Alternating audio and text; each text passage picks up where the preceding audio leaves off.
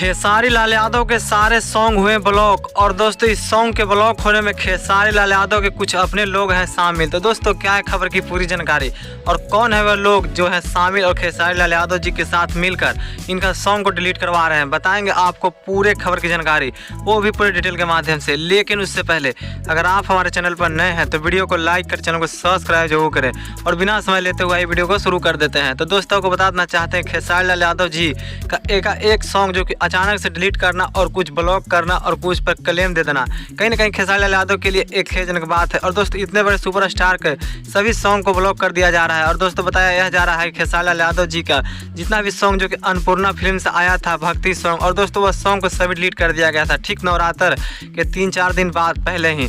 और दोस्तों यह सॉन्ग को अचानक से डिलीट करना क्योंकि सभी सॉन्ग जो कि हाईलाइटेड सॉन्ग थे और सब सॉन्ग जो कि बहुत काफ़ी ज़्यादा अच्छा व्यू जा रहा था, और दोस्तों इस सॉन्ग को डिलीट कर दिया गया था। और दोस्तों इस तरह से खेसारी लाल यादव जी का कहीं ना कहीं सॉन्ग को डिलीट करना खेसारी लाल यादव के लिए खेद की बात है। लेकिन दोस्तों बताया जा रहा है कि ग्लोबल म्यूजिक जंक्शन के द्वारा खेसारी लाल यादव का कुछ एग्रीमेंट वाला मामला था जिस वजह से इस सॉन्ग को सबको डिलीट कर दिया गया है।